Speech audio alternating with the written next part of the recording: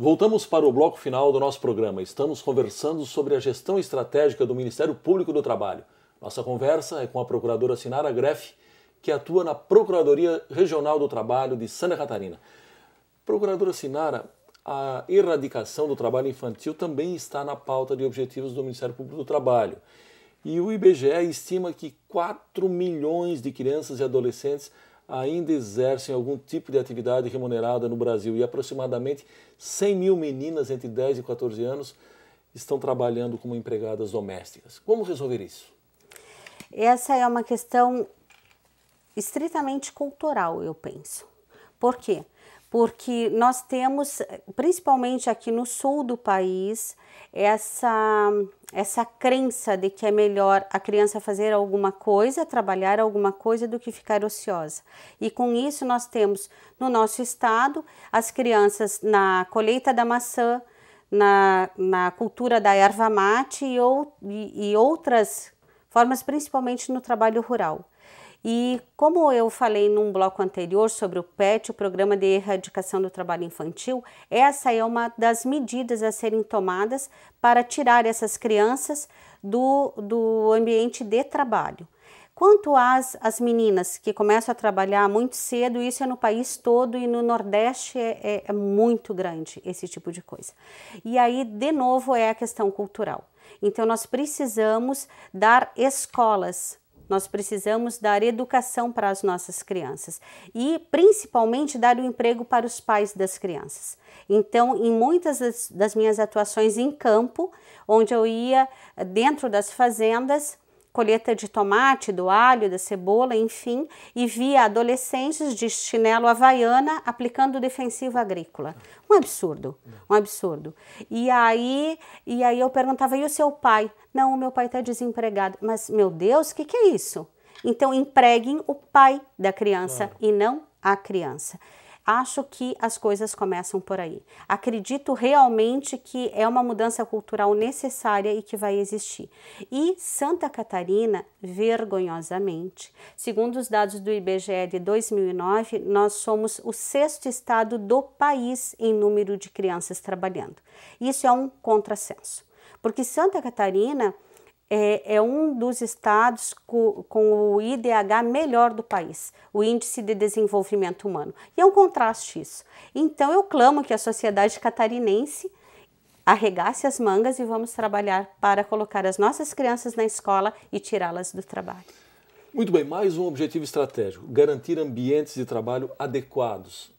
Quais as estratégias do MPT em relação a esse assunto? São várias as estratégias, Vanderlei, principalmente porque é aonde mais morrem pessoas. E é um absurdo. O Brasil é o 4º país no mundo em acidentes do trabalho. Isso é horrível, porque durante esse tempo que estamos nós aqui conversando, no mínimo um trabalhador a mais morreu nesse país. Então nós temos 9 trabalhadores que morrem por dia no Brasil. E isso não dá mais para continuar. E o pior é que muitas vezes os acidentes de trabalho ocorrem por falta de medidas de segurança simples. Por exemplo, indústria da construção civil é quase que uma recordista em acidentes de trabalho.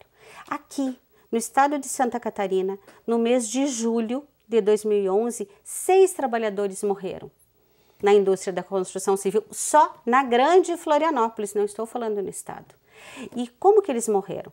Um caiu do 6º andar de um prédio porque não estava com o cinto de segurança adequado. Outro foi caso de soterramento. Tem caso de choque elétrico. Ou seja, as coisas se repetem, são reincidentes. Onde que mais morrem trabalhadores? Choque elétrico na betoneira. Acho que todos conhecem a betoneira, onde se mistura lá o concreto, o cimento, enfim. E o que falta? Um aterramento simples, com uma barra de cobre de 1,5 m e que deve custar em torno de 10, 15 reais para fazer esse aterramento. Aí não se faz isso, o trabalhador fica exposto ao choque elétrico e morre. E isso acontece, essa é uma das questões. Quando nas escavações, quando escavam para a construção de prédios e não fazem aquela contenção das bases, ou quando se trabalha com coisa de infraestrutura, saneamento básico, então soterramento, queda de altura, tudo isso dá para ser evitado de uma forma barata e simples. Então é necessário que os nossos empresários vejam a saúde e segurança como uma questão de investimento e não como um custo. Aí as coisas vão melhorar. Muito bem, o Supremo Tribunal Federal decidiu recentemente que se uma empresa terceirizada que presta serviço para a União não conseguir pagar suas dívidas trabalhistas, a União não poderá ser responsabilizada. Como o Ministério Público do Trabalho vê essa questão? O Ministério Público do Trabalho, existem posicionamentos divergentes, como na Justiça do Trabalho, então nós atuamos com independência funcional. Mas nesse aspecto especificamente, eu vou dizer aqui a minha posição e de alguns colegas também, que é o seguinte: se está pacificado que os entes públicos não podem contratar sem concurso público, porque há vedação constitucional do artigo 37(2), ou seja, para entrar no serviço público só mediante concurso, e se há uma contratação dessas, ela é nula e o trabalhador só recebe o salário stricto sensu, ou seja, só vai receber o salário porque não dá para devolver a força de trabalho despendida, certo? Agora, veja como é um contrassenso. Aí o ente público contrata uma empresa terceirizada, aí o ente público paga a empresa terceirizada, então já teve gasto de dinheiro público, a empresa terceirizada não paga o empregado, e aí ele vem na Justiça do Trabalho e recebe todos os direitos como se empregado fosse, então ele acaba recebendo mais do que aquele que foi contratado diretamente. Então, qual que é a solução que se vê para essa questão? A solução seria o seguinte: se exigir que as empresas, ao contratarem empresas terceirizadas ou de prestação de serviços, que antes de fazer o repasse das verbas, que elas comprovem se a empresa já pagou os salários, já recolheu o INSS, já recolheu o FGTS, porque aí sim se teria certeza de que o trabalhador não vai ser o grande penalizado de tudo isso. E para isso, as empresas de prestação de serviços, elas têm que ter lastro para pelo menos conseguir bancar os salários de um mês. Se as empresas não tiverem essa condição, sinto muito, Vanderlei, mas me parece que elas devem sair do mercado e dar lugar a outras. Tá certo. Procuradora, nós estamos com o nosso tempo esgotado, mas eu gostaria de deixar a senhora à vontade para fazer a sua conclusão, inclusive mencionar de repente alguma coisa da gestão que a senhora acaba de concluir. Eu gostaria de concluir dizendo que o Ministério Público do Trabalho ele está aberto para a sociedade, para responder aos anseios da sociedade. E a nossa atuação é quando há interesse público. Nós não atuamos nas demandas individuais. Sim. Então, quando há interesse público, nós estamos sempre abertos para recebermos as denúncias e atuarmos de uma forma proativa. E com isso poder fazer o que realmente é a nossa missão, que é trazer paz ao cidadão trabalhador, um meio ambiente de trabalho saudável, a criança na escola e tendo a sua formação como ser humano, como pessoa humana, para depois, na idade correta, começar a trabalhar. E nesses últimos, no biênio 2009 e 2011, eu tive o privilégio de estar como procuradora-chefe do Ministério Público do Trabalho em Santa Catarina. E quanto à gestão participativa, eu posso te assegurar, Vanderlei, que dentre as nossas conquistas foi a integração das PTMs, Procuradoria do Trabalho nos municípios.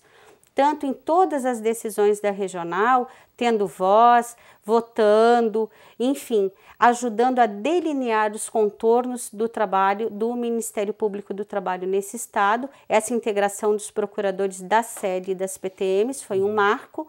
A gestão participativa, ouvindo-se muito os servidores, o cumprimento do planejamento estratégico, e nós conseguimos realizar um sonho.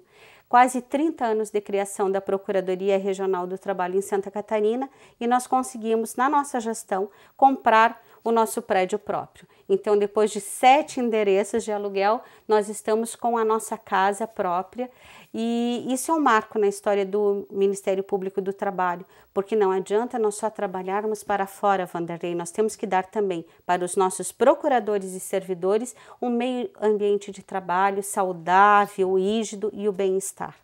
E assim podermos acolher melhor a sociedade. Muito bem, procuradora Sinara, muito obrigado pela sua participação. Muito obrigada, Vanderlei. Chegamos ao fim do nosso programa. Conversamos sobre a gestão estratégica do Ministério Público do Trabalho com a Procuradora do Trabalho, Sinara Greff. Visite o nosso canal no YouTube. Após a barra é só digitar Justiça do Trabalho SC, sem cedilha. E você também pode nos seguir no Twitter no endereço TRT_SC. E se preferir, envie uma sugestão de entrevista para ascom@trt12.jus.br.